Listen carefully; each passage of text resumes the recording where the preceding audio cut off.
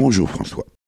Comme tous les Français, vous n'avez pu échapper à la campagne du ministère de l'Environnement, de l'Énergie et de la Mer, nous invitant, durant la vague de froid qui déferlait sur le pays ces dernières semaines, à baisser d'1 degré le chauffage de nos espaces de vie.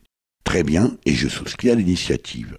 Pour autant, au regard des enjeux du dérèglement climatique, et nonobstant l'attitude du nouveau locataire de la Maison Blanche, à qui la question ne fait ni chaud ni froid, le message me semble un peu faiblard, au mieux incomplet, au pire franchement grotesque. Incomplet car avant de s'en prendre au confort raisonnable du contribuable, il eût été judicieux de commencer par rappeler que nous sommes en hiver. Avant, et je vous parle là d'un temps que vous n'avez pas connu, François, figurez-vous que nous vivions au gré des saisons, en acceptant les avantages et les inconvénients de chacune d'entre elles. C'est dingue, non ? À propos de saison, le spot ministériel aurait pu rappeler l'absurdité d'acheter des fraises en hiver, tout en invitant à consommer bio, local et de saison, justement. Car produire contre les lois de la nature nécessite forcément une dépense énergétique et constitue en soi une absurdité économique.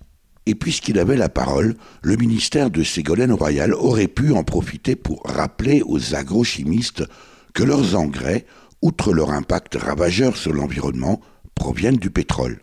L'énergie n'est-elle pas aussi scandaleusement gaspillée pour éclairer les vitrines la nuit, tout comme les routes et les rues, au point que la pollution lumineuse qu'elle génère impacte la vie des gens, des animaux nocturnes et même des végétaux?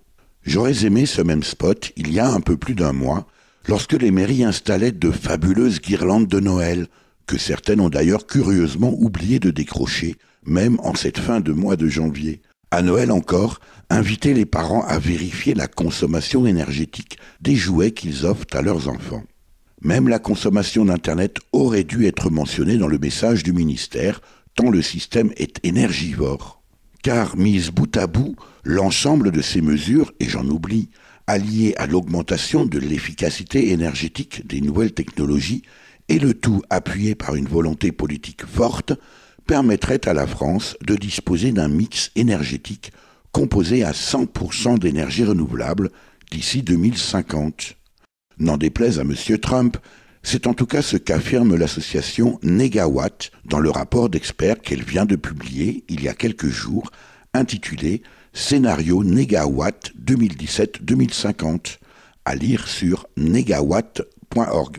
Un changement radical de nos comportements et de notre rapport à l'environnement qui pourrait permettre à François Hollande d'éviter de réitérer, sans rire et en fin de mandat, la promesse qu'il n'a pas tenue pendant 5 ans de démanteler enfin à Fessenheim, en Alsace, la plus vieille centrale nucléaire française. Allez, Monsieur le Président, un dernier sursaut d'énergie.